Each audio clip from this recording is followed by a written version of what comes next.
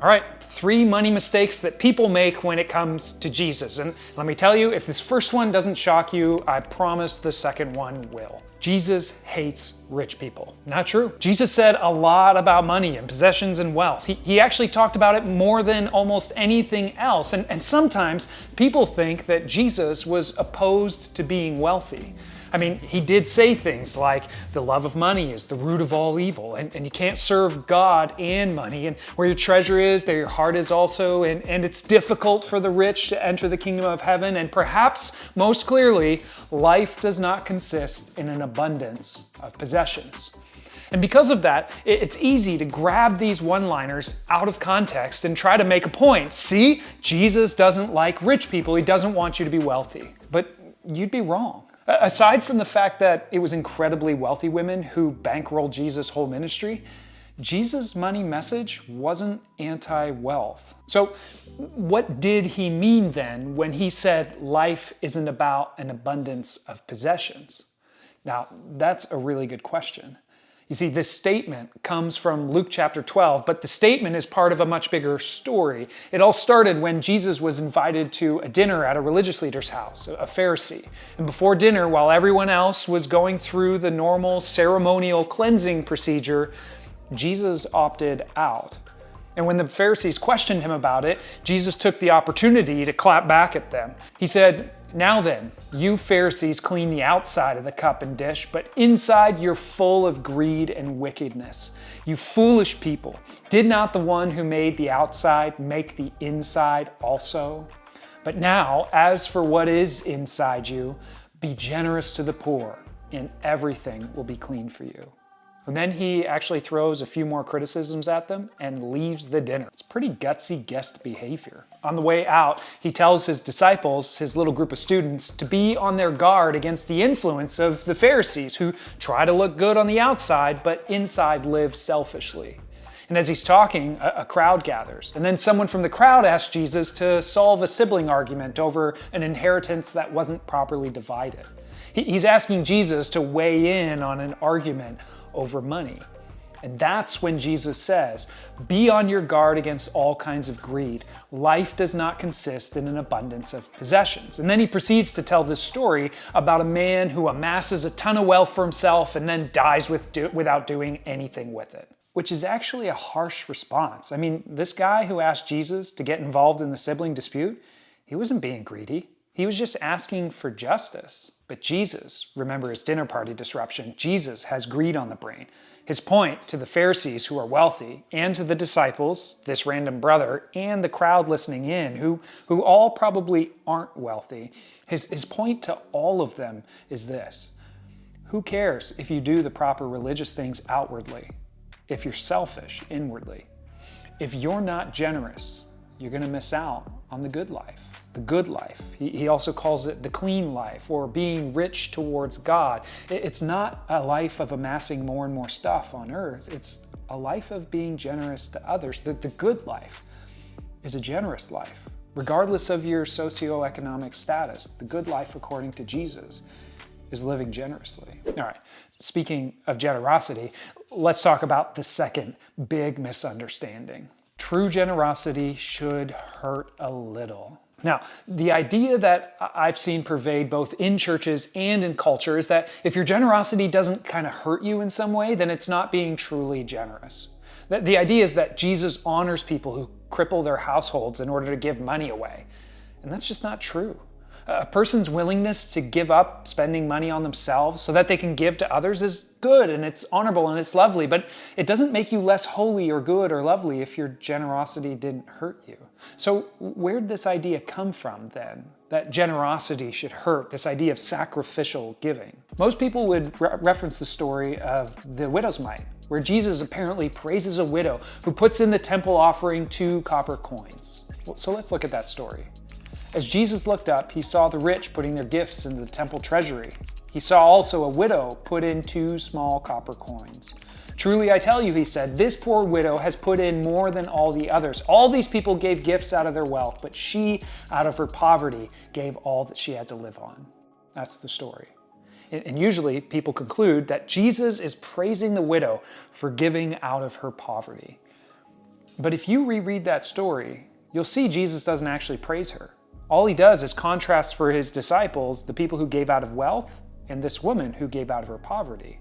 Saying that Jesus praised the widow is adding details and ignoring the larger context. You see, just before this story, at the end of chapter 20 in Luke, Jesus was criticizing the religious leaders who walk around in opulence and hold important seats at the synagogue and at banquets. And then he says they devour widows' houses and make a show of lengthy prayers. How do they devour widows' houses? They perpetuate a culture in which widows feel that they need to give literally all they have to the temple treasury. Jesus isn't praising the widow. He's pointing her out as an example of the toxic religious culture around giving. She's not proof of something praiseworthy. She's proof of something problematic. You'll even notice that after pointing out the widow, Jesus doesn't say to his disciples, "Go and do likewise," or "She will be honored above them," or "God loves her gift more," or "She's even more generous because it hurt."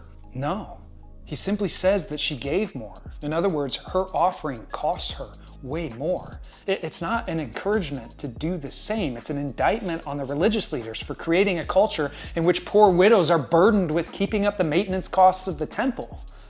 And if that's not dark enough for you, it gets worse. If you keep reading right after this, Jesus walks away from the temple with his disciples. And they start looking around and noticing the buildings and the incredible stonework and the masonry of the temple. And how was all of that paid for and kept up? By devouring widows.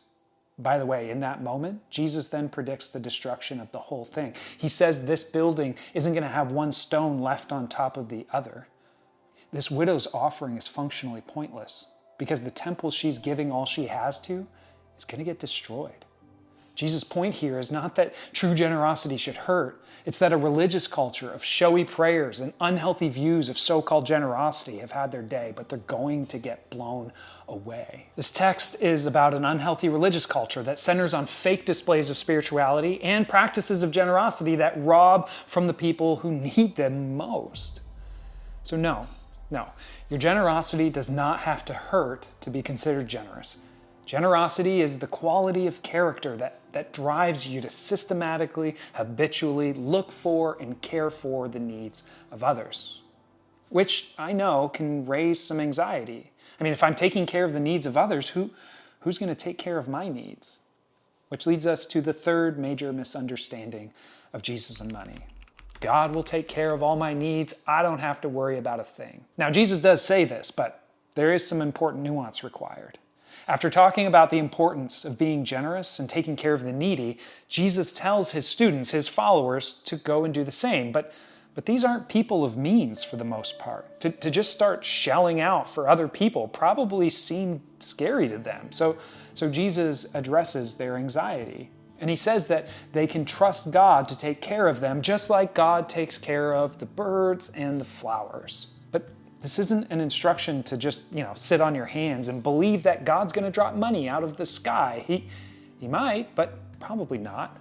To trust God to take care of you is about believing his words by putting them into practice. For Jesus' listeners, they believed that God spoke through the law and the prophets, what we would call the Old Testament. And in that collection of documents, there are a number of statements about how to wisely handle wealth.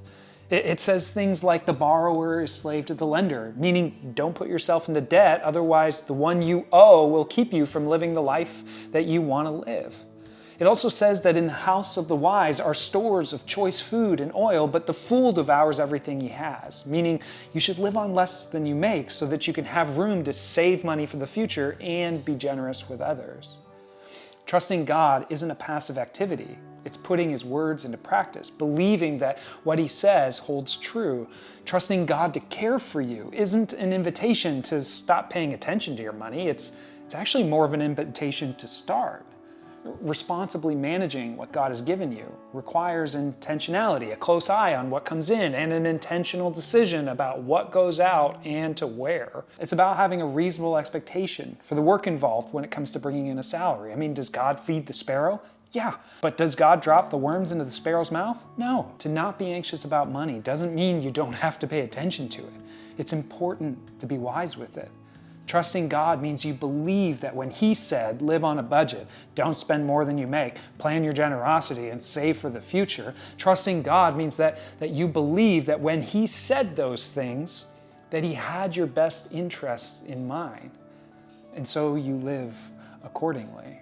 One of the biggest stressors in most people's lives is money.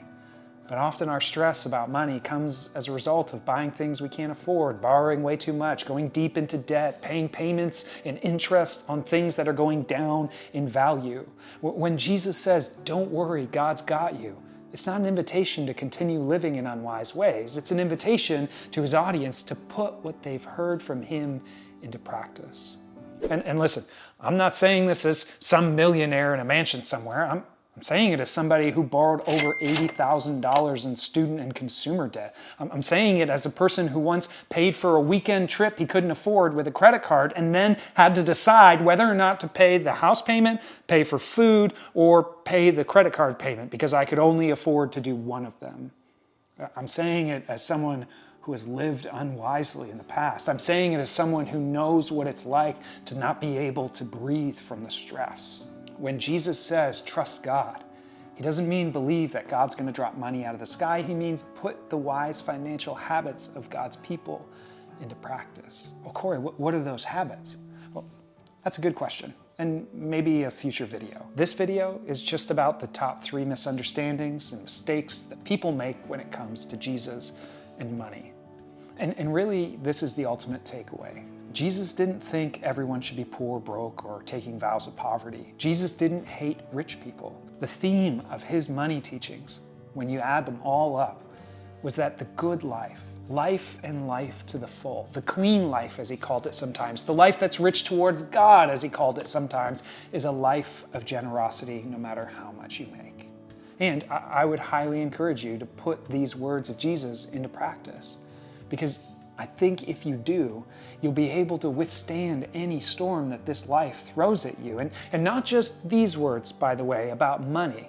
There are a few other topics that Jesus spent time on too that we've covered. So you should be sure to check those ones out next. Thanks for watching, and we'll see you next time.